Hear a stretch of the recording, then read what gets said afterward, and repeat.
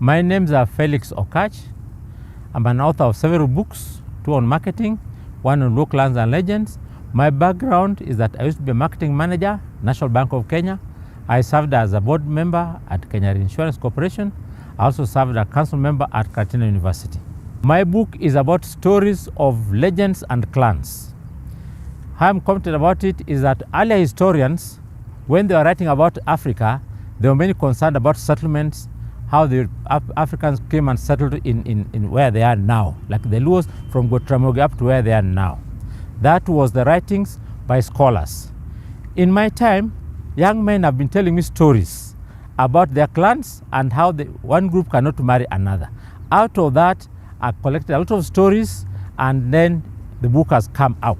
So the book shows the individual clans, who can marry who cannot marry. Among the Luos, there's Game, Lego, Seme, and the Karachuonyo. There are many, there are about 43. So I covered 12 the clans, and then within the clans, the young boys want to know who can I marry, who I cannot. The book is addressing issues of young men of today who are born in town that have never had a chance to be told these stories by their grandmothers. So this book is assisting them to learn what's there.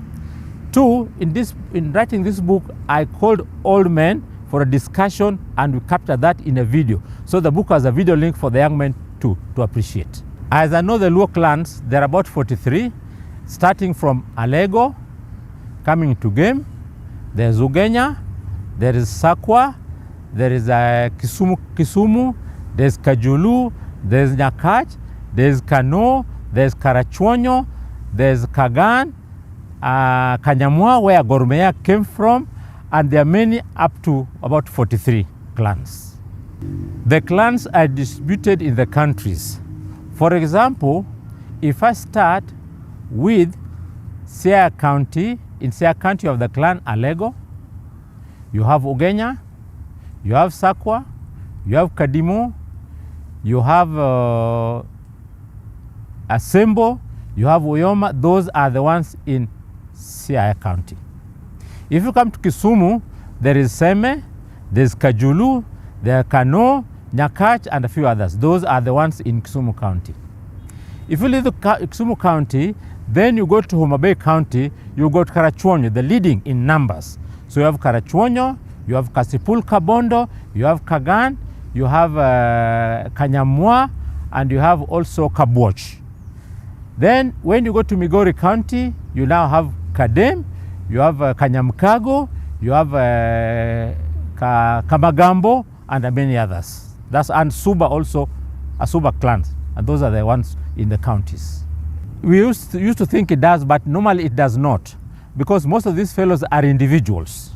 But what influences Luo politics in Nyanza, starting from way back in the 40s, there used to be Jaramogi Oginga Odinga, who had a Luo trading thrift.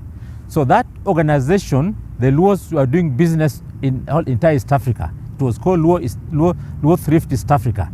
The Luos had links with their fellows in Nairobi, some in Mwanza, some in Uganda, Kampala, where my father was, some in Mombasa. That was a Luo trading thrift those days. Then come 1958, when the colonial government brought in Africans to get into parliament, now the Luos recommended that Oginga, Odinga, and Tomboya get into politics and leave the business sector alone. So that's how the politics and business has been on among the Luos. But over time, things have changed. Independence came in, the struggle for independence, misfortunes have occurred, and that's how they are. But presently, the Luo politics is governed by, people think individually, although Luos by nature, I've covered, in the book has shown, they are superstitious. You believe in what the elder tells you. You believe in, not witchcraft, but advice from the old days was advice from Jabelo, who was a witch doctor, and somebody guiding you on what to do. So Luos believe in that kind of relationship. And in fact, the Luos are patrilineal. They believe that it's the father, there's somebody at head who guides how you behave and stay in a society. According to my book, it has not. But the old days, witchcraft was a very important thing just among almost Africans. Now, witchcraft was, when the white men came, they found the people who had the medicine people who had the medicine, who are called Jabelo or witch doctor. So those fellows who are in the community who had medicine were influential in society because the people respected them. They would treat those who are unwell. They would also come with witchcraft to hurt those who are not on the right path. So they were people of influence. When the white men came, these are the fellows they appointed most of them to be chiefs. And over time, of course, we got witchcraft has gone down, but the sons of those fellows are the ones who are seen as chiefs. Like among the Luo, there was a great magician called Gore here, who would change somebody from a cow to a human being or human being to a cow. There was also another great magician called Luo Nyanza who turned into a stone. So those are there. Gore here, the man is called, there was a chief called Gore. So this chief had a son called Okumu. Now Okumu became a great magician of his time.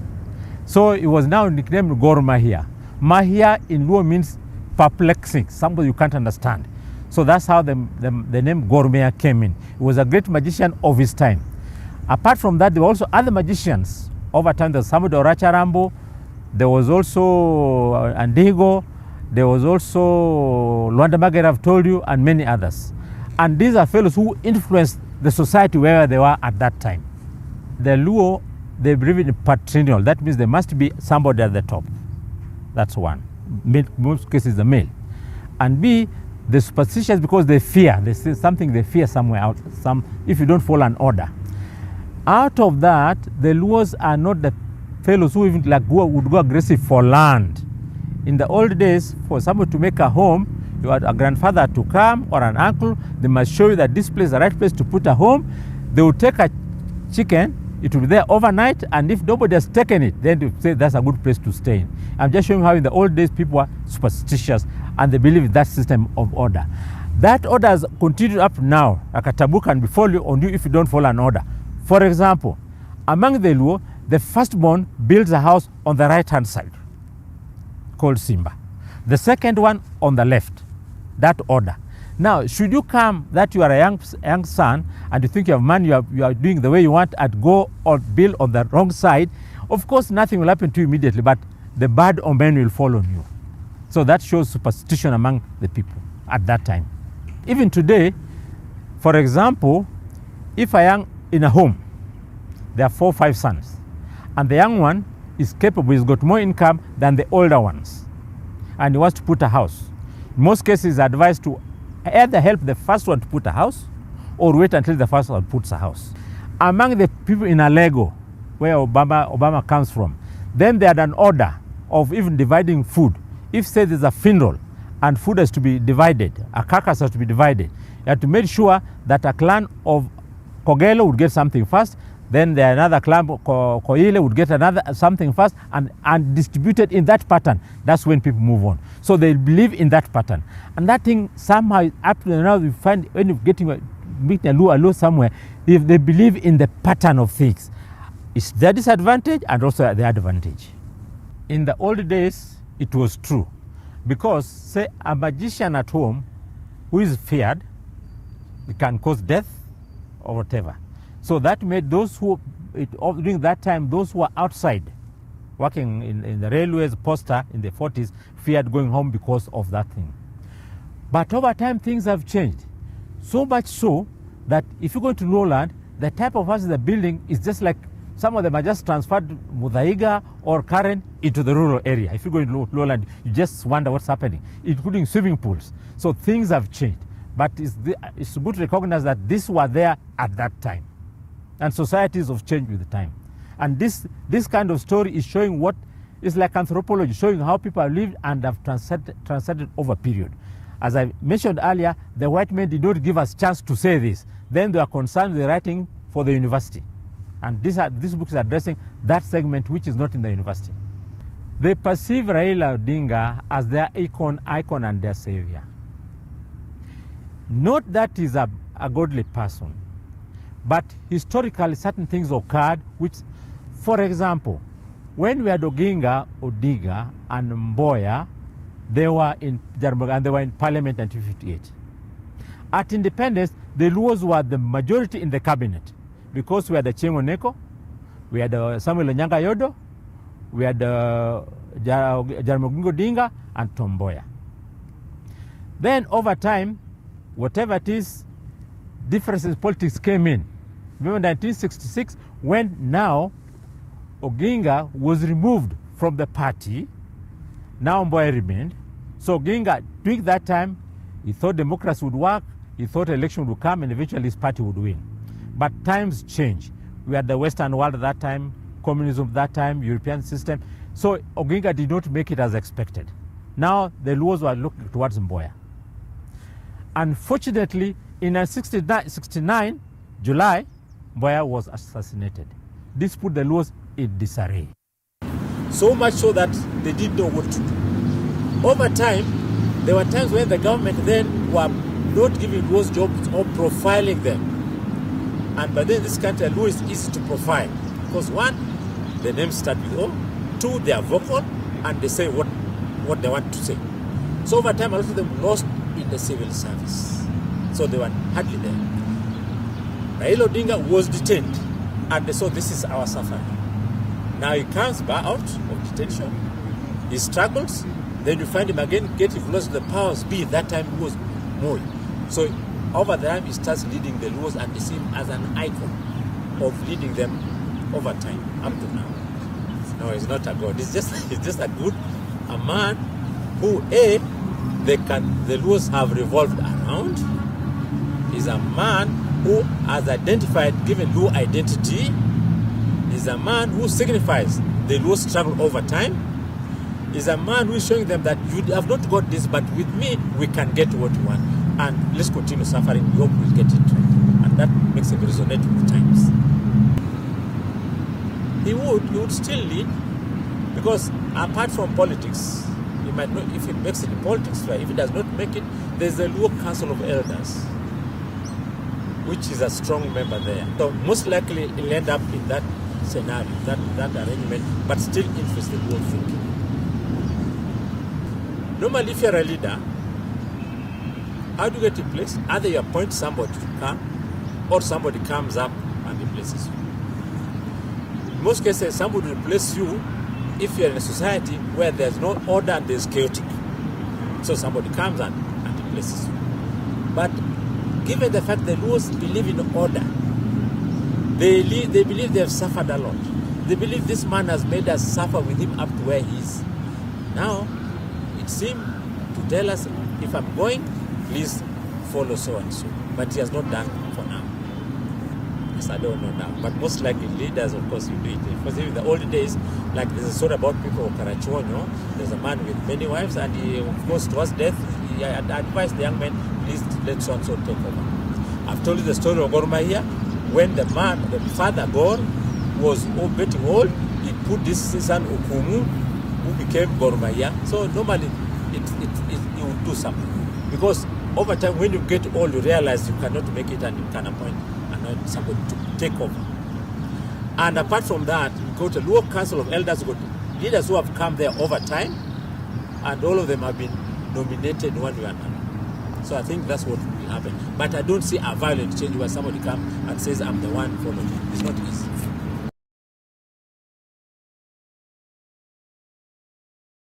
I think this is just young men making noise somewhere. Look at football. I don't know if you watch English football. You see sometimes what happens, throwing bottles or chairs. That's happened because it happens when people are passionate about something. And then some press have used it to profile them as stone throwing. But that's not the case. It's just young men, making noise here and there.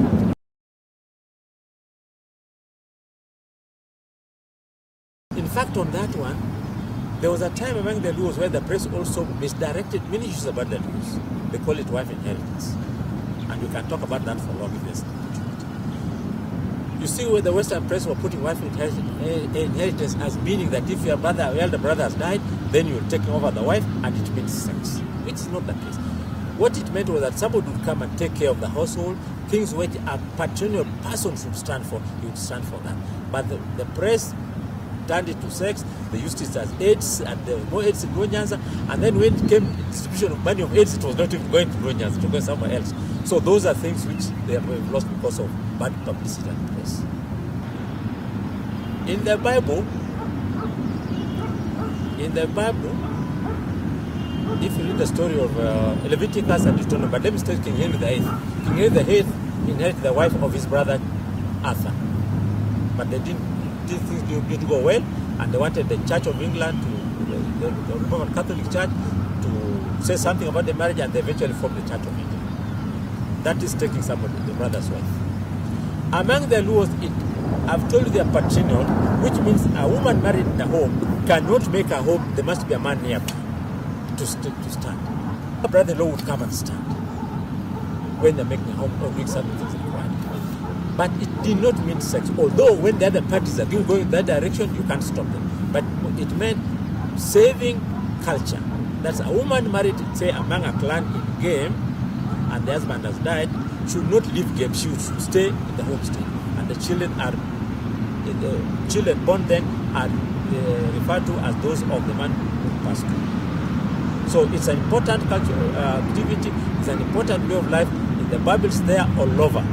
It's called taking care of your brother's wife. So I think it is. And let's say only one point was necessary. For example, young boys, the men are staying at home, and one of them dies. And they have sons, and these sons are supposed to make a home. For them to make a home, an uncle must be nearby. So an uncle would be the one who is standing for the father. You will call it wife inheritance, you put all things to it, but it's to take care of the family in terms of cultural practices, but not sex per se as the young men put it. How the press has been putting it against the rules. So you're saying that in those, when a man inherits his brother's wife, there is normally no sex? It's not necessary. You take care of the needs of. You see, the Luo believe in an order. Remember, I said an order system. Say a son going to make a home, an uncle must be nearby. And a son going to pay dowry, the uncle should be nearby. If the fathers are died and the mother is there, now the mother will call an uncle to stand by. That's the time you say this uncle was taken over what is required about his younger brother, but not sex. He said be married because he's taken care of, but it's not. It's called taken care of, but it's not just sex as you put it. And I've said clearly in the Bible it was there. In English culture, it came up when King Henry has a problem. Even now worldwide, it is happening. But the press, which was never had a press, and the press directed that thing against them. And then they were saying that it's causing AIDS. Well, statistically, the body for AIDS was not being put in Roland. You can see how the Luos have suffered. And of course, Raila has mentioned this over time, and that's why Raila is seen as also the man to champion the Luos. His statistics will come and show the prevalence of AIDS as common in, say, Nyanza area. And it's reported that. The donor funds will come for on AIDS, then you find that the donor funds, much of it is spent somewhere else, not put much in Luo Nyanza. And nobody has questioned that. That means they're disadvantaged. Because spending money should be statistically relevant to a problem. Because if there's more AIDS in Nyanza, it should be that much of AIDS money, even AIDS headquarters, should be in Kisumu to address that problem. But it's not there, it's in Nairobi. So that means the Luos have been disadvantaged. And because of that disadvantage, one of their own, Raila talks about it and is seen as the king. You see, when the money comes, donor funds comes, it comes in the hands of those who are in government at that time. You'll find that those in government and then, and of course those have been disadvantaged, they were not mainly there. Another community is there. So when the funds come, they'd rather use funds for their purposes and just spend a little of it to the target audience. So at the end of the day, the Luos are disadvantaged. The leadership has had challenges. The challenges is that after the fall of Jeremy Odinga, the fall of Boya, whoever's coming, they were disillusioned. Two, there's the generation, there are persons who are in the government then, whom everything they took. They took the land, they took the jobs. B, it was easier to profile the Luos against the Luos because of their names. So a lot of them never got much. And they said, after all, we went to school, let us suffer, we hope for the best. So that has, over time, has made them lose a lot. I've set up a foundation. Look at that, Okatch Foundation. So the money will go to helping children with school fees. Look at it.